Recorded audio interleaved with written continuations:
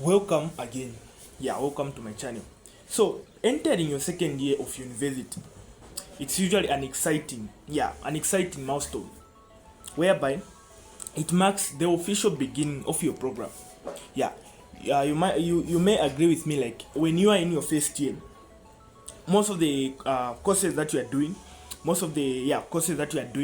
they are introductory courses. Yeah, mostly, for example, engineering, medicine, pharmacy, you find they are doing courses like mathematics, physics. Yeah. So, but when you go to your second year, that's where the beginning of your program is. That's where you find the courses that are introducing you to your program. So it's usually an interesting journey. Yeah, and also you may find there's usually a lot of confidence when you are coming to second year because you were in first year. Now you have the little experience. Yeah. Now that's where I bring this video. What you should know, or what you should know, or what you should do, or what you should avoid as an upcoming second year. You may already be in second year right now, or you may be still in the holiday coming to second year. Now this video is for you. Now, why am I making this video? When students come to second year, most of them, they usually, like, just as I said, come with a lot of confidence and stuff, thinking that they know it all. Yeah, but things sometimes don't usually turn out how it's supposed to be done. Now, just as I usually say in whatever I say my focus is all about the academic success, to make sure that what you came here for, what you came to university for, you are going to accomplish it. Yeah. So the first thing there that you should know as an upcoming second year student is recognize that the real program begins now. So your real program begins in what? In second year, not in first year. First year you're just doing introductory courses, what and what. But second year, that's where your real program now begins. Now, what does that mean? If your real program begins there, you find courses that may come in future depend on the courses that you are doing in your second year. So that's where your real program is. If you mess up there, you find your journey might be affected. So that's the first thing, which is recognize the real program begins now. The second thing is identify and recognize the toughest courses early. So in your second year, you need to find out what courses are challenging, what courses make people to fail or carry. Yeah. As an example, I'll give for engineering, you find mathematics and statics in first semester of second year. That's a course people usually fail. So that's why I said identify and respect the toughest courses as early as possible. For engineers, I've already told you it's mathematics and statics. These courses, people have carried them.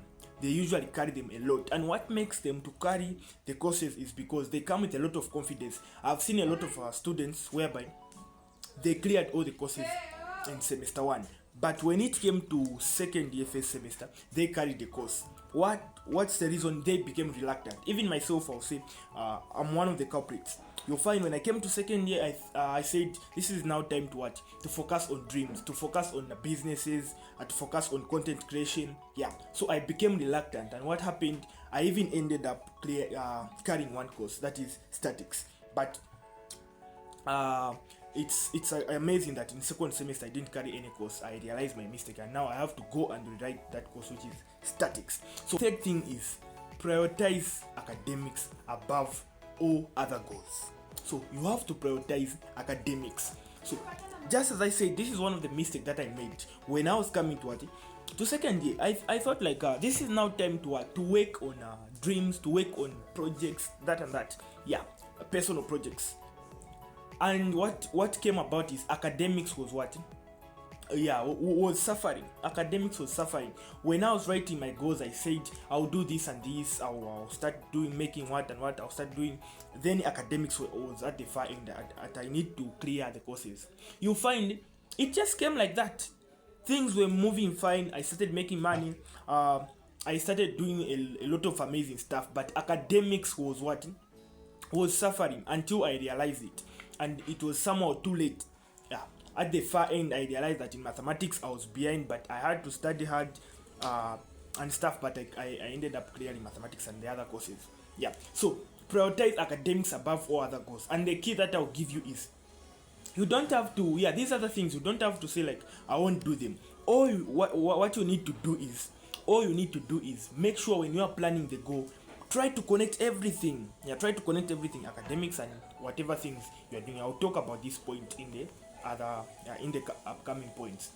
The next thing, which is number 4, is master time management. And master time management through detailed planning. Most of you that have been following me since you started university have been emphasizing on planning a lot. I've been emphasizing on planning a lot. Now, in today, I'm telling you that master time management through detailed planning. So which means you should be able to improve on planning. Yeah, not only planning small, but you have to plan detail. You have to have detailed planning. What do I mean when I say detailed planning? Plan every level. Map out your priorities by the month, week, and the days. So that is what we call detailed planning, and you should be reviewing constantly. You have to review, did I do this, did I do that? Yeah. The number 5 is, we're almost done. Number 5 is set volume targets instead of just allocating time. That's one of the things that I learned. When you are setting targets, set volume targets. You'll find, for myself, I was good at planning. Yeah, I'll say 2 hours, I'll study for 2 hours, I'll go study. But the thing is, I wasn't studying as much information. You'll find I was consistent. Yes, it was helping because I was consistent, I was studying every day. But the thing is, I was not studying as much information as possible, which means I was creating a lot of work. Which means when you are planning, make sure you're going to do as much as possible. So that's the number 5, set volume targets. The next thing is you have to eliminate bad habits and arrive to lectures as early as possible. Remove all bad habits. Keep on reducing on your bad habits. I've already said this in most of my videos. Most of us have bad habits. Even me have bad habits that are making me not to do well in academics. Bad habits that are making me not to do well in life. You have to find a way to remove those bad habits. That's the number 6. Number 7. The number 7, this is most important. Being fluent in the topics that are coming in the exam or in the test. That's the key to passing any test, any exam. You have to be fluent in the topic that is coming. Now, what usually happens is a test comes, they bring a topic, but that topic you're not yet fluent. Maybe you understood, but you didn't have time to practice as much as possible. Being fluent, that's what makes you to pass. And this depends on time again. You find you go there, you are fluent in this topic, but the other topics you're not fluent. This is what happened to us in statics. When statics came, the first topic is all about forces. The second topic is about what's this, stresses. So you find we focused more on forces. I was very fluent in forces, and when the exam came, it was more on stresses.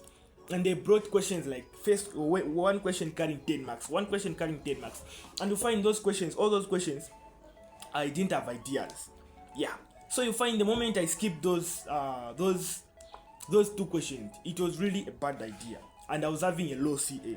You are getting the point there. Yeah.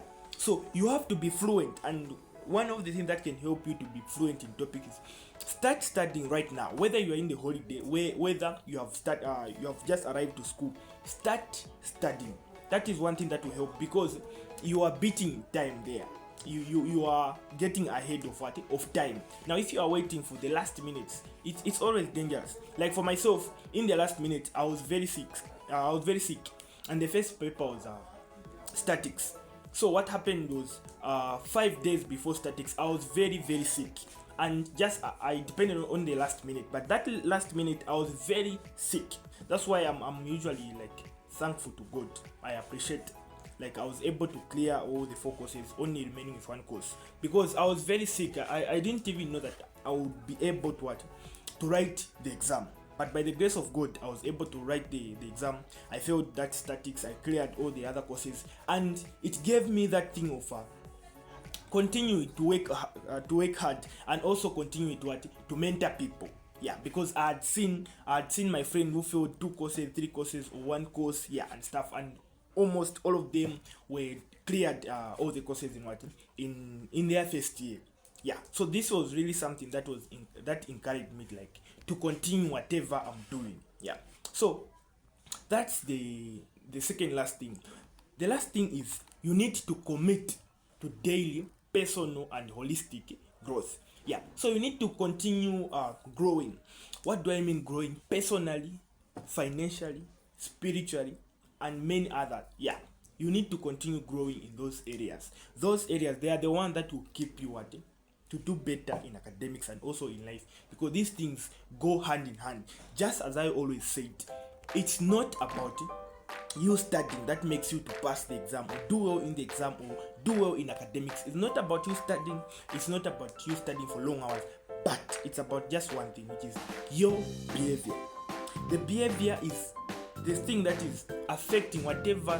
If you have ever failed the course, if you have ever failed courses, or you have ever passed a test or cleared courses, it's your behavior, and you need to keep improving it each and every day. So thank you guys for watching, and don't forget to subscribe for more academic tips. And also, if you are coming to engineering, we offer tuitions as SE Academy. We offer tuitions what? In statics, mathematics, and engineering mathematics, and any other courses that you want. And some of you who may have failed a course in your first year, I also offer tuitions in first year courses, NS courses, mathematics, physics, chemistry, and so on. Yeah. So thank you guys for watching, and don't forget to like the video and subscribe.